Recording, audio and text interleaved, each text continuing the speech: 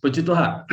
Saya mau sharing pagi hari ini mengenai orang percaya dan murid. Nah, orang percaya dan murid. Seringkali kita katakan bahwa orang percaya itu adalah murid, ternyata tidak otomatis. Ya. Nanti pada akhir dari pembicaraan kita, saya akan juga akan mengupas sedikit apa yang menjadi hindrance atau yang menjadi halangan untuk seseorang atau gangguan di dalam setiap anak Tuhan untuk menjadi murid. Ya ternyata ada, saudara ya. Karena iblis tidak suka kalau kita menjadi murid. Itu berbahaya buat dia. Jadi kita bikin dia dalam posisi bahaya setiap hari.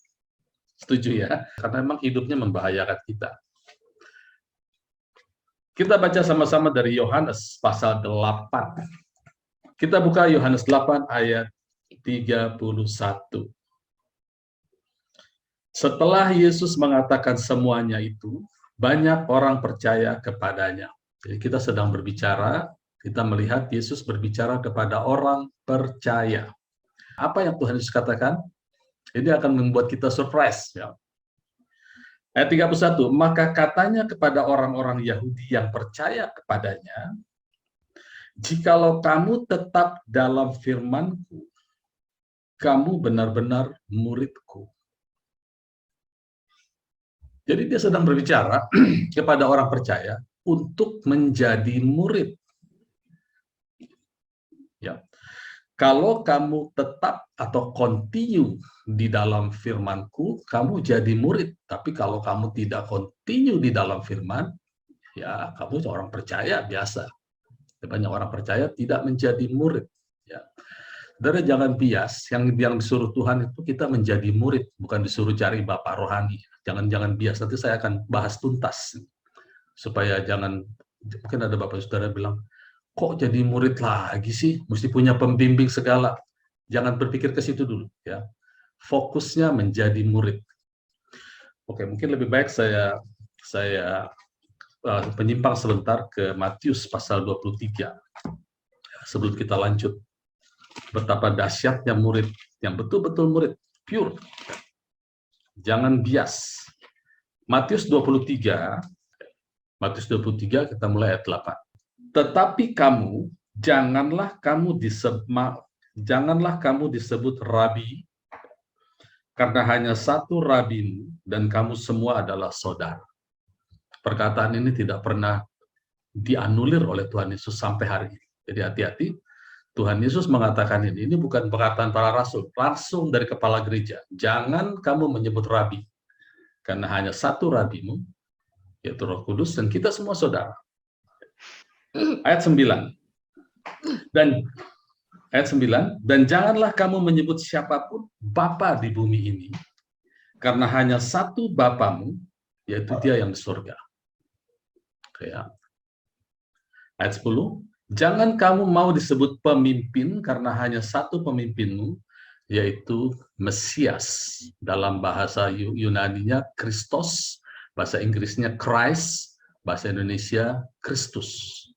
Jadi Kristus adalah pemimpin kita, Dia rabi kita, Dia adalah juga yang sulung dari antara semua kita, tapi Dia juga Bapa kita. Karena siapa melihat Kristus, dia melihat Bapa. Oke, jadi itu satu ketetapan Tuhan yang tidak pernah dirubah. Tapi di sisi lain Tuhan ingin kita menjadi murid. Nah, ini kita akan teruskan sebentar ya. Kita akan balik ke Yohanes 8. Jikalau kamu tetap dalam firman-Mu, continue dalam firman-Ku, kamu benar-benar adalah murid-Ku. Dan kamu akan mengetahui kebenaran, dan kebenaran itu akan memerdekakan kamu. Kata mengetahui di situ, di dalam bahasa aslinya memakai kata ginosko, mengetahui dalam pengertian mengenal atau mengalami. Ya, dalam satu Alkitab terjemahan The Message dikatakan engkau akan mengalami kebenaran dan kebenaran itu akan membebaskan. Artinya kalau kita tidak mengalami kebenaran firman Tuhan, kita tidak akan pernah terbebaskan dari apapun, dari ikatan, sakit penyakit, dari stres. Allah ingin kita menjadi murid supaya kita mengalami kebenaran firman Tuhan. Kita mengalami kebenaran firman Tuhan sama dengan kita dibebaskan. Karena ayat selanjutnya dikatakan, Kamu akan mengetahui kebenaran, dan kebenaran itu akan memerdekakan kamu. Dari siapa? Dari ikatan iblis. Ya. Lalu apa jawab mereka? Orang percaya. Jawab mereka ayat 33. Kami adalah keturunan Abraham dan tidak pernah menjadi hamba siapapun. Bagaimana engkau dapat berkata, kamu akan merdeka? Padahal mereka ini pada saat itu adalah diikat oleh, ada di bawah perbudakan Romawi pada saat itu. Mereka diikat oleh sistem agamawi.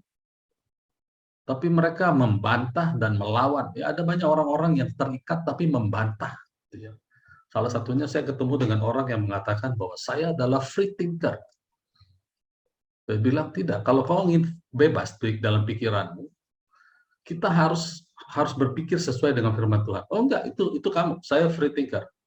Saya bilang saya free thinker. Karena saya dibebaskan, saya mengalami kebenaran, saya dibebaskan pikiran saya dari segala ikatan. Justru free thinker atau orang yang sebenarnya kurang baik istilah free thinker ya, tapi kalau melihat alih istilah kita, free thinker sesungguhnya itu kita dibebaskan. Karena pikiran kita dibebaskan supaya kita bisa mengasihi Allah. Kalau orang mengatakan dia seorang yang bebas, tapi tidak bisa mengasihi Allah, itu dia terikat, saudara.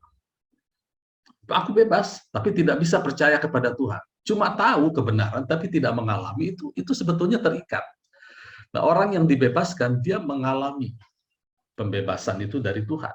Bebas untuk berbuat baik, bebas untuk mengalami janji-janji firman Tuhan, bebas untuk mengasihi Tuhan. Kalau orang sudah tidak bebas mengasihi Tuhan, pasti ada sesuatu yang mengikat dia, yang kita sebut dengan dosa.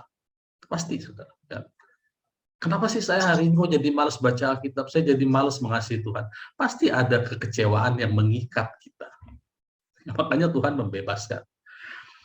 Kemudian lanjut ayat 34. Kata Yesus kepada mereka, aku berkata kepadamu, sesungguhnya setiap orang yang berbuat dosa adalah hamba dosa. Dan hamba tidak tetap tinggal dalam rumah, tetapi anak tetap tinggal dalam rumah.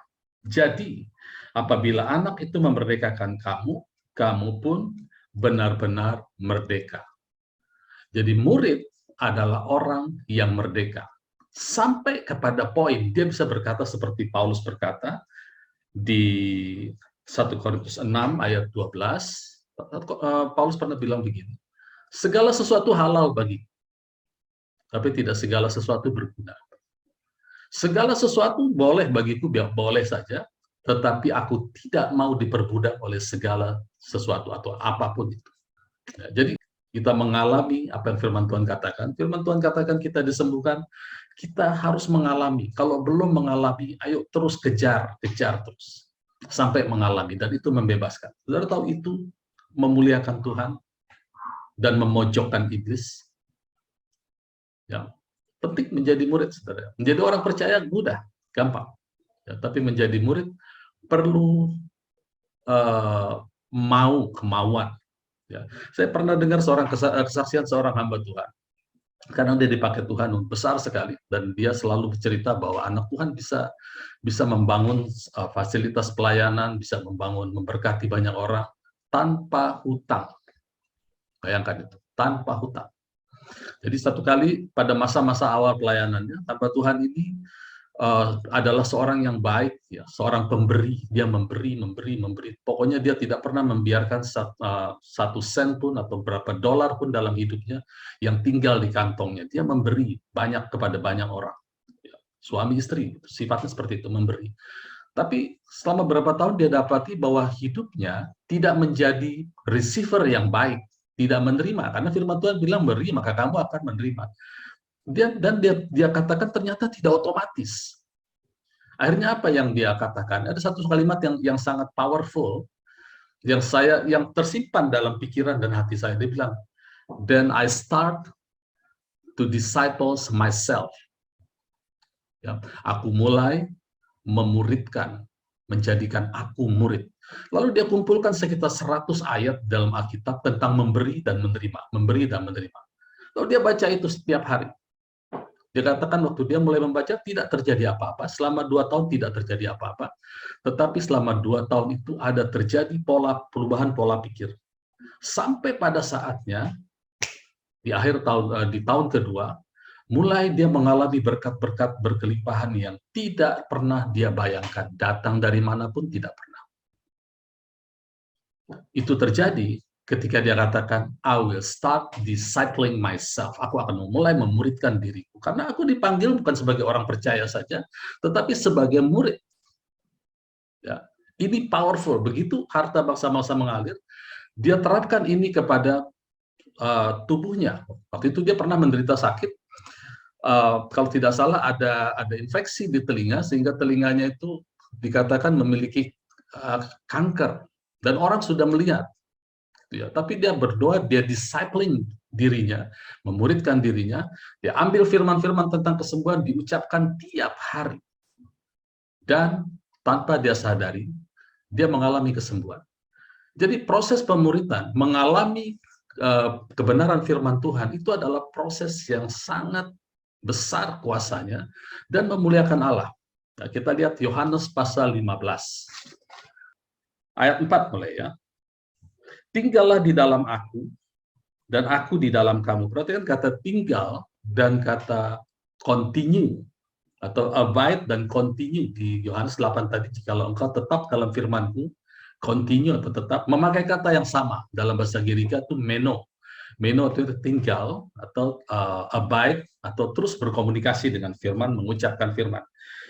Ayat 4, tinggallah di dalam aku dan aku di dalam kamu, sama seperti ranting tidak dapat berbuah dari dirinya sendiri, kalau ia tidak tinggal pada pokok anggur.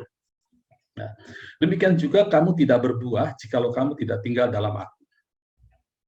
Kemudian ayat 5, akulah pokok anggur, dan kamulah ranting-rantingnya, barang siapa tinggal, nah ini kata yang sama yang dipakai di Yohanes 8. Jikalau kamu tetap di dalam firmanku, tetap dan tinggal, kata yang sama dipakai. Aku di dalam tinggal di dalam aku di dalam dia, ia berbuah banyak sebab di luar aku, kamu tidak dapat berbuat apa-apa. Kabar baik buat kita semua, kita tidak pernah tanpa Kristus. 24 jam, tidak pernah. Ya, Tuhan Yesus memang betul, kita setuju ya, di luar aku, kata Tuhan, kamu tidak dapat berbuat apa-apa. Kabar baiknya, kita tidak pernah di luar Kristus. Kristus selalu di dalam kita. Bapak Saudara, saya perlu sela sebentar ya. Ada dua kata kuasa yang dipakai dalam Alkitab. Pertama di Yohanes 1 ayat 12. Tetapi semua orang yang menerimanya diberinya kuasa supaya menjadi anak-anak Allah, yaitu mereka yang percaya dalam namanya. Kata kuasa yang dipakai di situ adalah exousia, atau artinya adalah kemampuan untuk membuat suatu mukjizat. Exousia, ada kemampuan. Jadi barang siapa yang percaya, maka Roh Kudus turun menjadi satu dengan roh kita. Kita punya Kristus, kita punya kuasa. Di kitab Yohanes, waktu itu Tuhan Yesus sebelum pergi, setelah disalib, dia memunculkan dirinya, lalu dia menghembusi murid-murid dengan Roh Kudus. Sehingga Roh Kudus, banyak hamba Tuhan percaya, saya percaya juga, di situ mereka lahir baru. Karena Tuhan Yesus sudah bangkit, maka murid-murid bisa lahir baru. Selama ini murid-murid hanya seorang murid. Ya. Mereka lahir baru, dihembusi. Yohanes pasal 20, lalu dikatakan, terimalah Roh Kudus. Itu yang terjadi, yang dimaksud dengan Yohanes 1 ayat 12, kamu akan menerima kuasa. Tapi kemudian, di Kisah Rasul, Tuhan Yesus bilang begini. Ya. Tuhan Yesus bilang begini, ayat 8, Kisah Rasul 1 ayat 8, tetapi kamu akan menerima kuasa kalau Roh Kudus turun ke atas kamu, dan kamu akan menjadi saksiku di Yerusalem, di seluruh Yudea, dan Samaria sampai ke ujung bumi. Ini Tuhan Yesus bicara kepada mereka yang sudah lahir baru. Kamu akan terima kuasa. Diam di Yerusalem, tunggu janji Bapa yaitu Roh Kudus. Kamu akan menerima kuasa. Pertanyaannya, bukankah mereka sudah memiliki Roh Kudus? Tuhan sudah menghembusi. Nah, kata kuasa yang dipakai di sini adalah dunamis. Dunamis, baptisan Roh Kudus. Saudara, itu akan kita lakukan di Cibubur City Blessing ya. Nanti begitu kita bisa offline, kita mulai berjalan dalam, saudara, saya percaya kita sudah berjalan dalam exousia. Roh Kudus ada di dalam kita. Roh Kudus tinggal di dalam kita sebagai jaminan untuk semua yang akan kita terima. Mukjizat, penyertaan, perlindungan, bahkan sampai hari tua kita digendong oleh Roh Kudus. Tetapi kita perlu juga melatih diri kita sebagai murid untuk berjalan dalam kuasa, dalam dunamis. Pertama kali kita lahir baru, kita menerima yang disebut dengan Roh Kudus atau Kristus. Itu disebut dengan pengurapan, karena arti kata Kristus adalah pengurapan. Tapi seberapa jauh kita yang mau continue di dalam firman, percaya dalam firman, sejauh itulah kuasa bekerja, kata kitab Efesus. Kuasanya bekerja sesuai dengan apa yang kita percaya. Dunamisnya bekerja. Jadi setiap kita sudah punya pengurapan. Tidak usah lagi ditumpang-tumpang tangan untuk supaya tambah pengurapan. Sekarang ada istilah, kalau kita mau jadi murid, kita harus cari Bapak rohani yang pengurapannya kuat supaya itu turun. Kita tidak menerima pengurapan dari siapapun, Bapak Ibu Saudara. Kita menerima pengurapan langsung dari Roh Kudus. Berjalan dalam kuasa, dalam kekuatan, itu adalah proses menjadi murid. Ya, saya berharap kita bisa mengerti sampai di sini, karena Tuhan Yesus katakan, Roh Allah ada padaku, ya, Roh Allah ada padaku, sebab Ia telah mengurapi aku. Pada saat dia mulai pelayanan, dia berkata seperti itu. Dia sudah diurapi, atau di dalam rohnya Yesus itu Roh Kudus dari kecil. Karena dia adalah roh, dia sudah diurapi, maka Roh Allah ada padanya untuk menyembuhkan orang, membebaskan yang terikat, mencelikan yang buta. Itu yang terjadi sama Tuhan Yesus. Jadi kalau ada sebab akibat, berarti karena dia diurapi, maka Roh Allah atau kuasa Allah bekerja, itu berarti adalah dua hal yang berbeda. Pengurapan dan kuasa dua hal yang berbeda. Kita tidak bisa bantah, itu tertulis. Galatia 4 katakan, karena kamu anak, karena Roh Kudus bicara kepada gereja, karena kamu anak, maka Allah mengirim rohnya ke dalammu untuk berseru, Aba ya Bapa. Kalau kita bukan anak, Allah tidak kirim rohnya. Pertanyaannya, bagaimana kita menjadi anak Allah?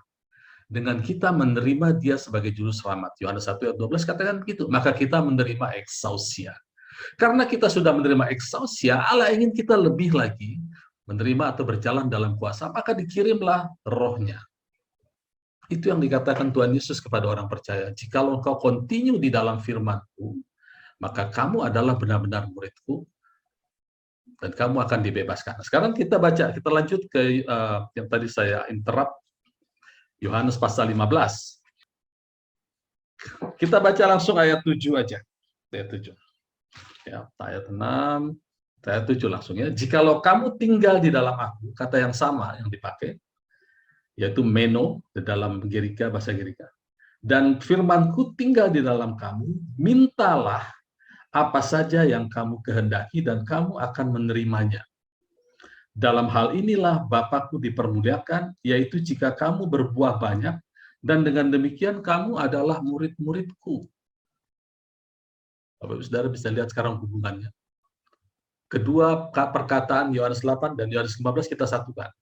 Kalau kamu tinggal dalam aku, kamu adalah murid. Kamu akan tahu kebenaran atau mengalami firman Tuhan. Di dalam Yohanes 15 diuraikan sebagai mintalah, maka kamu akan menerima.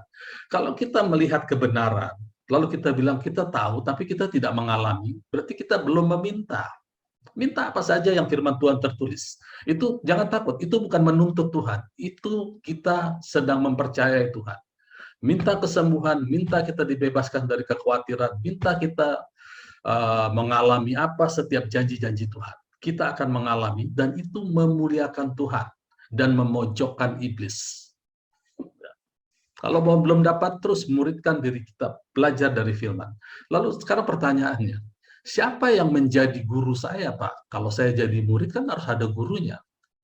Guru kita Roh Kudus, saudara. Ya.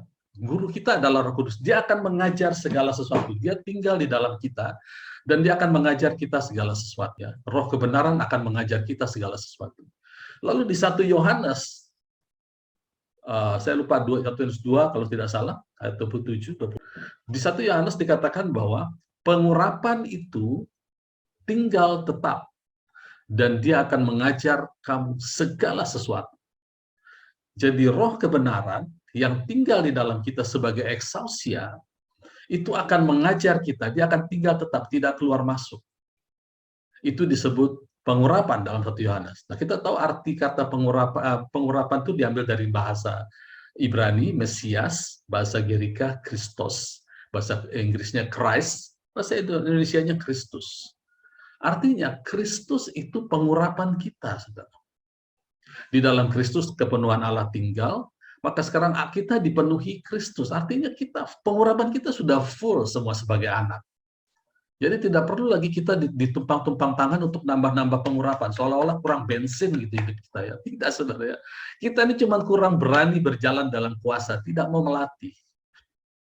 Ada banyak orang cukup berhenti sebagai orang percaya, lalu untuk mengambil janji Tuhan, dia butuh pertolongan orang lain untuk mengambilkannya bagi dia.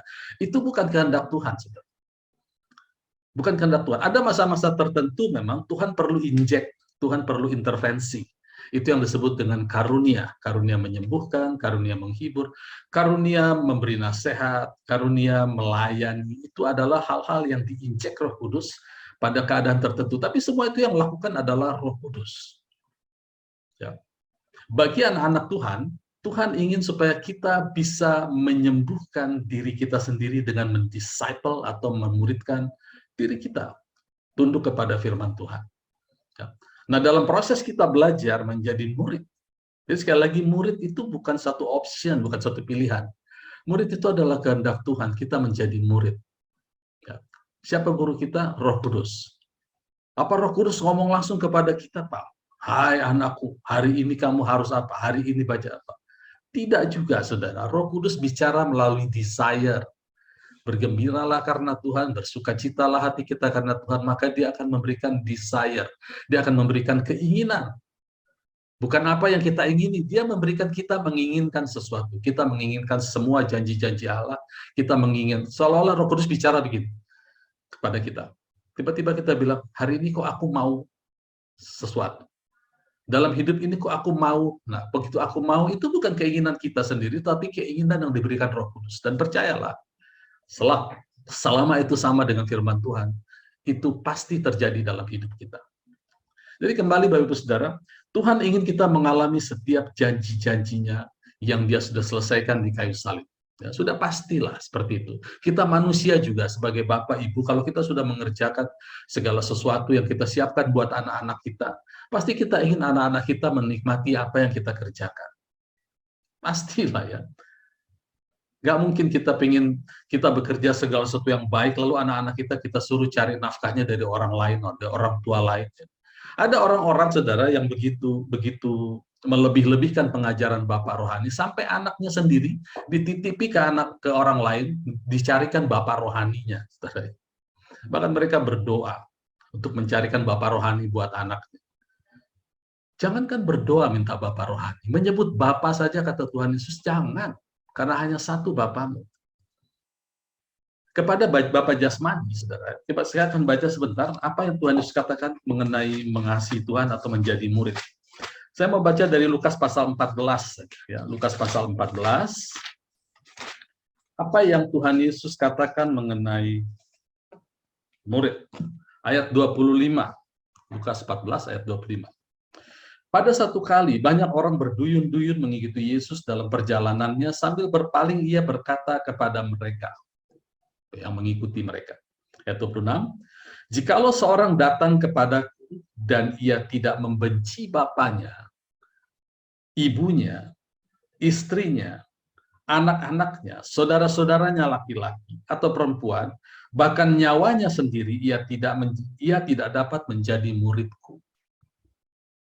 Ini kata-kata Tuhan Yesus yang dia, saya percaya ini bukan berarti kita membenci bapak, ibu, istri, anak kita secara letterless ya. Ini adalah perbandingan, comparison antara kasih yang kita kasih dan perhatian yang kita berikan kepada Allah dibandingkan kepada orang tua, istri, anaknya. Karena di bagian lain dikatakan bahwa hormatilah orang tuamu supaya panjang, lanjut umurmu dan baik keadaanmu. Efesus katakan itu. Bahkan dikatakan, bapak-bapak jangan sakiti anak-anakku, tapi didiklah mereka dalam Tuhan. Bukan carikan bapak rohani mereka, supaya mereka dididik orang lain. Tidak, kita orang tua bertanggung jawab mendidik anak-anak kita di dalam Tuhan. Bukan kita serahkan kepada gembala, kita serahkan kepada bapak rohani, pemimpin-pemimpin rohani. Tidak, saudara. Itu adalah sesuatu yang dilebih-lebihkan, error. Alkitab tidak pernah bicara seperti itu. Ada apa yang melakukan itu? Ada, biarkan saja. Ya, nggak usah dikritik, nggak usah disalahkan, nggak usah kita menghakimi. Tapi kita harus tahu kebenaran. Bahwa Tuhan ingin memuridkan kita. Nah, dikatakan di sini sebagai comparison, perbandingan, bahwa kalau orang datang kepada Yesus, tapi kasihnya tidak full, tidak dengan segenap hati, kan hukum utama dan terutama tidak pernah berubah. Kasihilah Tuhan Allahmu dengan segenap hatimu, dengan pikiran, dengan segenap jiwa tenaga kita. Itu tidak pernah berubah, saudara. Waktu kita mengasihi Tuhan Allah dengan segenap hati kita, kasih Allah akan tercurah, maka Dia akan memanifestasikan apa yang Dia firmankan. Apa sih yang Dia firmankan? Dia akan memberikan kita hati yang baru.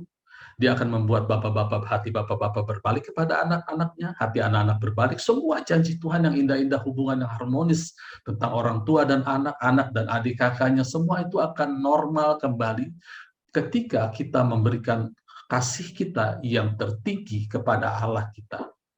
Iblis tidak suka ini. Itu sebabnya dia akan kacau balaukan sistem kasih ke atas dan ke samping yang Tuhan sudah rencanakan. Ketika kita fokus kepada Tuhan, mengasihi Tuhan, Tuhan akan melindungi seluruh hidup kita. Saudara, saya pernah bagikan dalam satu gambar bagaimana Allah memimpin bangsa Israel. Setiap kali mereka berhenti di satu tempat, mereka berkemah karena ada 12 suku. Mereka dibagi 4 kelompok, satu di timur, barat, utara, dan selatan. Masing-masing ada 3 suku.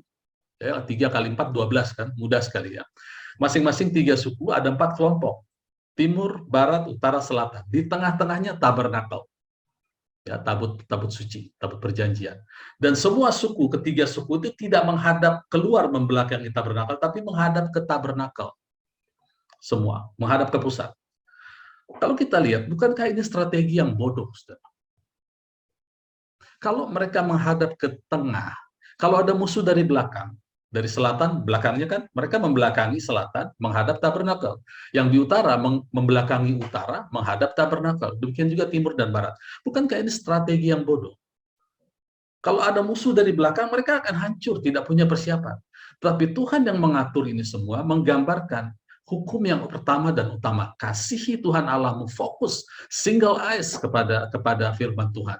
Nanti bagian belakang kita tuh Tuhan yang jaga. Dia akan bereskan. Semua musuh-musuh kita diperdamaikan. Itu yang saya sebut dalam minggu lalu sebagai responsibility atau tanggung jawab. Apa sih respons atau kemampuan kita merespon yang paling tinggi, yang paling kudus, yang paling sakral? Yaitu ketika kita menyesuaikannya atau mengalign, membuat inline dengan firman Tuhan. Bagaimana kita bertanggung jawab terhadap anak-anak kita ketika kita mendidik mereka di dalam Tuhan? Bagaimana tanggung jawab kita terhadap pasangan kita bagi suami, ketika kita mengasihi dia seperti Kristus mengasihi jemaat, memberikan benih firman Tuhan. Bagaimana seorang istri bisa bertanggung jawab terhadap suaminya ketika dia menghormati seperti menghormati Kristus dan juga mengasihi seperti Kristus mengasihi jemaat. Komplit, ya. Dari mana kita dapatkan tanggung jawab itu? Dari pergaulan kita dengan Tuhan, dari hidup kita yang berfokus kepada firman Tuhan. Apa itu fokus pada firman Tuhan? Memuridkan diri kita menjadi murid Tuhan. Jadi fokusnya, saudara, fokusnya adalah jadilah murid, bukan hanya sekedar orang percaya. Nah, nanti orang bertanya begini ya, nanti buat anak-anak muda nanti mungkin akan ketemu dengan orang-orang lain yang di bawah pengajaran yang membesar-besarkan tentang bapak rohani. Terus dibilang gereja, kamu ada bapak rohaninya? Kamu bapak rohanimu siapa? Itu akan menjadi gangguan di dalam kita menjadi murid. Bahkan mereka akan bilang, kalau kamu tidak menjadi murid dan tidak memiliki bapak rohani, kamu yatim piatu. Pemimpin tidak punya pemimpin rohani. Itu pemimpin yang yatim piatu. Saya baca Yohanes pasal 14. Ada banyak sekali anak-anak Tuhan yang mengeluarkan perkataan, tapi nggak pernah baca Alkitab. Sangat disayangkan. Yohanes 14 bilang begini. Ayat 15, saya baca secara komplit. Jikalau kamu mengasihi aku, kamu akan menuruti segala perintahku. Jadi murid. Aku akan minta kepada Bapa dan ia akan memberikan kepadamu seorang penolong lain supaya ia menyertai kamu selama-lamanya. Yaitu roh kebenaran. Dunia tidak dapat menerima dia, sebab dunia tidak melihat dia, tidak mengenal dia. Pertama, tidak melihat, tidak mengenal, tetapi kamu mengenal dia, sebab ia menyertai kamu dan ia diam di dalam kamu. Ayat 18, aku tidak akan meninggalkan kamu sebagai yatim piatu. Aku akan datang kembali kepadamu. Betapa jahatnya tuduhan yang dituduhkan kepada kita bahwa kalau kita tidak punya Bapa rohani, kita yatim piatu. Sementara Yesus menjamin kamu tidak akan pernah jadi yatim piatu. Kenapa orang menuduh kita yang tidak punya Bapak? Kita pasti punya Bapak rohani, percaya saudara. Nanti akan ada orang-orang yang lewat dalam kehidupan kita akan menjadi Bapak rohani dalam pengertian dia acting sebagai dia mengeluarkan firman Tuhan menasihati. Kita bisa lihat dari Paulus kepada Timotius dan Paulus kepada Titus. Paulus adalah Bapak rohani Timotius dan Titus. Nasihatnya, Bapak Ibu Saudara bisa baca di surat Timotius dan Titus. Itu penuh peringatan, tetap dalam Injil, berdiri teguh, jangan mau dianggap, jangan mau diremehkan karena engkau muda, kobarkan kasih karunia selalu. Dia berbicara atas nama Injil, Gospel. Ya. Jadi, betapa jahatnya kalau orang menuduh kita tidak bisa, tidak punya pemimpin rohani, kita akan yatim piatu. Kenapa mereka bisa bilang begitu? Ayat ini juga menjelaskan, ayat 17. Karena mereka tidak bisa melihat dia dan tidak mengenal dia. Itu sebabnya keluar kata-kata penghakiman. Kalau mereka bisa melihat dia dan mengenal dia seperti kita melatih diri kita melihat dia dan mengenal dia, pasti kata-kata itu tidak akan keluar. Ya. Saudara, Roh Kudus ini adalah kehidupan kita. Roh Bapa. Sekaligus, Roh Kudus ini adalah satu oknum yang paling sering diacuhkan di dalam gereja Tuhan. Tidak dianggap. Orang ingin lihat sesuatu yang visible, yang touchable, yang bisa disentuh, yang bisa berbicara secara kasat mata. Kalau nggak secara kasat mata, tidak diakui. Ini adalah oknum, kalau dia orangnya baperan, ya Roh Kudus. Mungkin gereja sudah diacak-acak sama Roh Kudus, saudara. Karena dia oknum yang paling sering tidak diperhatikan, tidak dianggap. Padahal dialah kehidupan kita, dialah penasehat kita, penasihat ajaib, penasihat agung. Dia ingin hidup kita baik. Dia ingin memanifestasikan setiap janji Allah. Bahkan dia yang membawa kita masuk ke dalam janji-janji, kedalaman pengertian akan firman Allah. Tapi toh dia adalah satu oknum yang paling sering diacuhkan. Yang paling sering merasa sepi di tengah-tengah keramaian. Saya mau ajak kita semua ya untuk mulai aktif, ajak ngobrol dia, karena dia itu hidup kita, saudara. Dialah yang membuat kita mengalami janji-janji Allah. Roh Kudus itu ada di dalam kita. Ajak dia berbicara, ajak dia bertukar pikiran. Kalaupun dia tidak bisa menyampaikan sesuatu, entah mungkin karena pikiran kita kemana-mana, dia akan lewatkan orang-orang di sekitar kita, bisa gembala, bisa rekan sekerja, bisa ibu, bapak, atau siapapun, untuk berbicara atas nama dia. Dan pada saat orang-orang ini berbicara atas nama dia, orang-orang ini bertindak sebagai bapak atau saudara bagi kita. Gitu ya. Kenapa saya sampaikan tentang murid ini, saudara, di forum kita atau di gereja kita? Karena saya melihat bahwa hampir 99% dari jemaat yang di Cibubur City Blessing adalah punya spirit murid.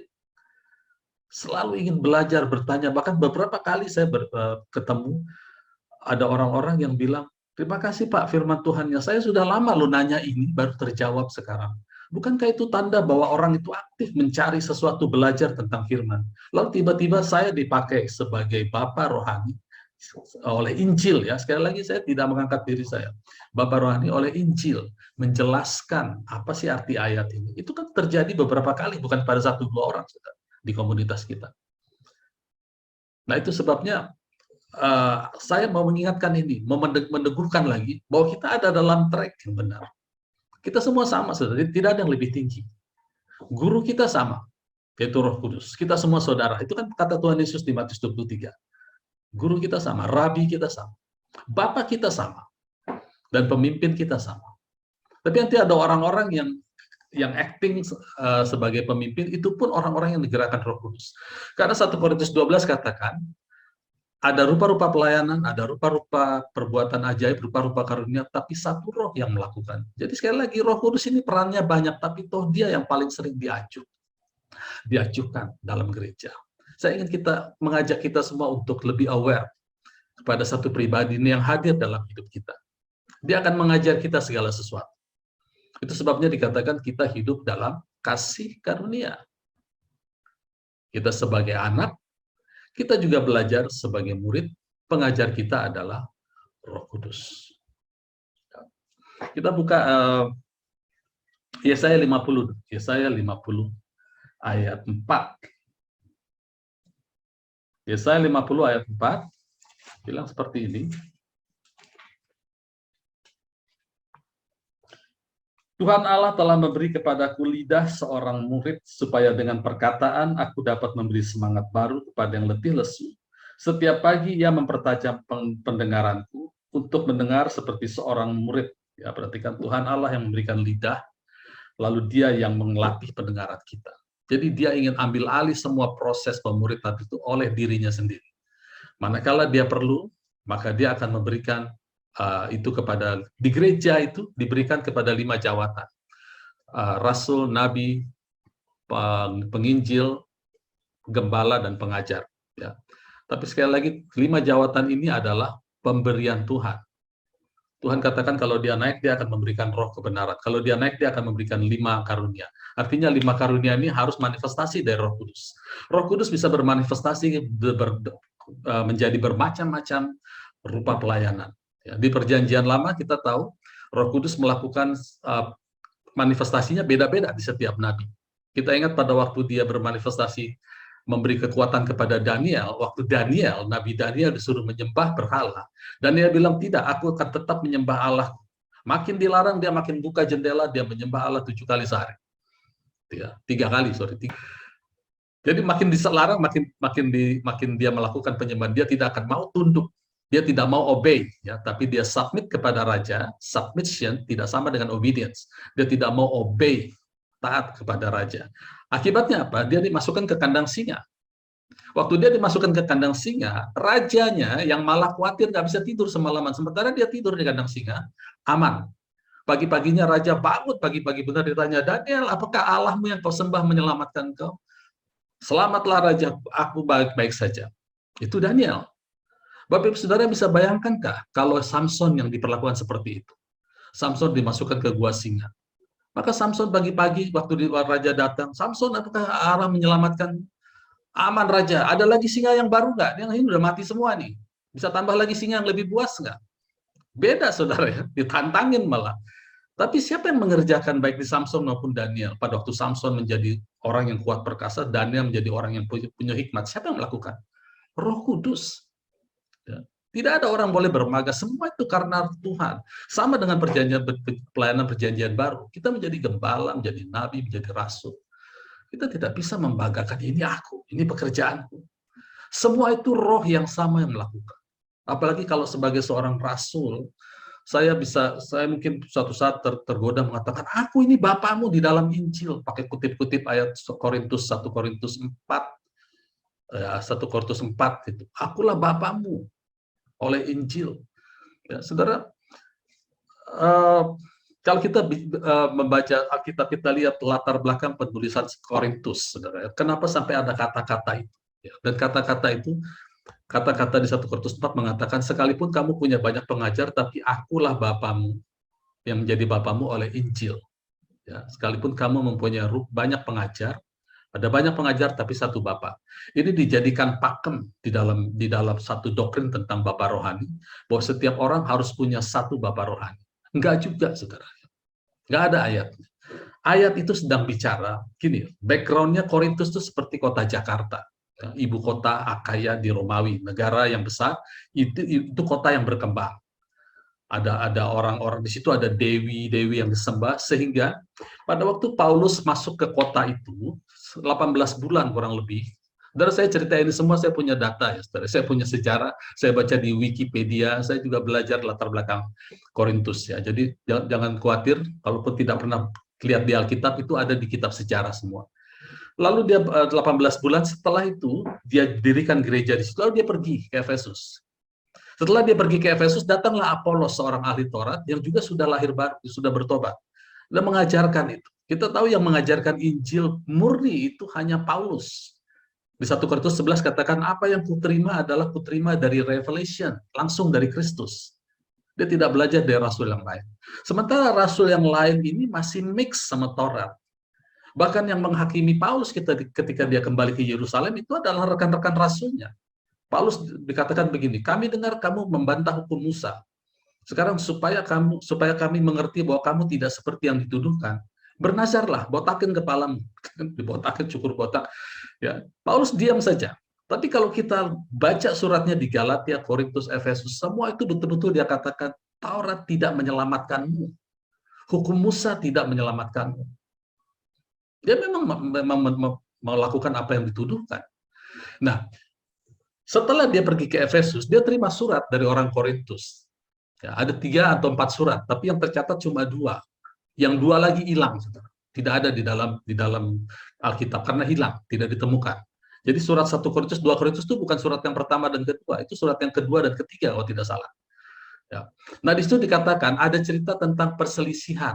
Jadi orang-orang kota ini berselisih bangga karena di situ kota besar, ada dewi yang disembah sehingga mereka masuk dalam percabulan. Ya, bahkan di dalam kuil dewi penyembah itu mereka melakukan percabulan dan mereka bangga dengan kesalahan. Lalu masuk pengajar seperti Petrus, Apolos, lalu mereka mulai terpecah, mereka bilang, aku orang Apolos, aku golongan Petrus, aku golongan, dan sebagainya. Ada orang yang berusaha menasihati mereka dengan hukum Taurat, dengan berbagai macam ajaran. Muncullah Paulus dari suratnya dikatakan, kamu punya banyak pengajar, tapi hanya Injil yang harus kamu dengarkan. Aku Bapamu oleh Injil. Kembalilah kepada Injil. Orang Yunani, orang Romawi cari hikmat, cari mujizat, tapi aku memberitakan Injil.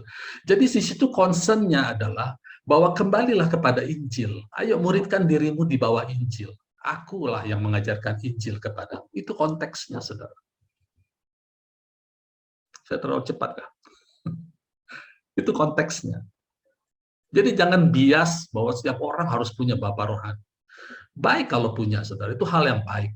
Kita menganggap dia sebagai bapak. Itu terjadi bukan hanya di gereja, kok. Di arisan keluarga juga terjadi. Di tetangga kita, di kantor kita kan sering dengar, kalau bapak itu bagi saya sudah menjadi bapak seperti bapak sendiri. Biasa itu.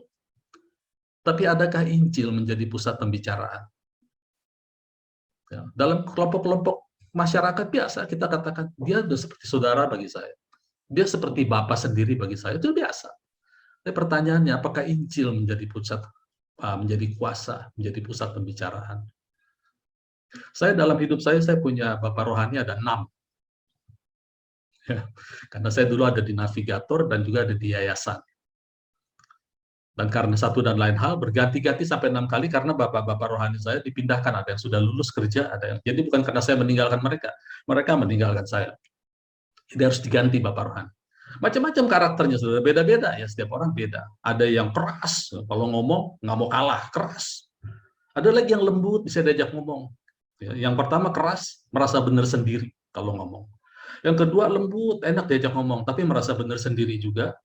Yang ketiga orangnya happy gitu, biasa aja, tapi merasa benar sendiri juga. Semuanya merasa benar sendiri, saudara. Makanya Tuhan Yesus katakan, jangan kamu memanggil seorang pun Bapak, karena semua merasa benar sendiri. 1 Korintus 13 katakan apa? Pengetahuan kita terbatas, nubuat kita terbatas. Makanya Tuhan tidak rela kita dipimpin oleh orang lain. Dia ingin memimpin kita langsung. Tapi ada orang-orang yang lewat dalam kehidupan kita diizinkan untuk mengajari kita. Masing-masing kita terbatas. Ya. Sudah mau habis waktunya, tapi saya baca dulu klausal perjanjian baru di mana kita hidup, ya. Klausal perjanjian baru di mana kita hidup itu ada di Ibrani pasal 8. Ayat 10, Ibrani 8 ayat 10. Maka inilah perjanjian yang kuadakan dengan kaum Israel sesudah waktu itu. Demikian firman Tuhan. Aku akan menaruh hukum, ini klausalnya. Aku akan menaruh hukumku dalam akal budi mereka dan menuliskan dalam hati mereka, dan aku akan menjadi Allah mereka, dan mereka menjadi umatku. Ayat 11, dan mereka tidak akan mengajar lagi sesama warganya atau sesama saudaranya dengan mengatakan, kenallah Tuhan, sebab mereka semua besar kecil akan mengenal aku. Yohanes 10 katakan, dombaku mengenal suaraku. Dia tidak akan ikuti suara orang lain. Klausal perjanjian baru di mana kita hidup, kita tidak lagi diajar, tapi orang-orang yang mengajar hanya mengkonfirmasi. Kenapa Pak kita nggak usah mengajar sesama kita lagi? Karena ya itu tadi yang saya alami, mungkin Bapak Ibu Saudara alami. Setiap orang merasa paling benar.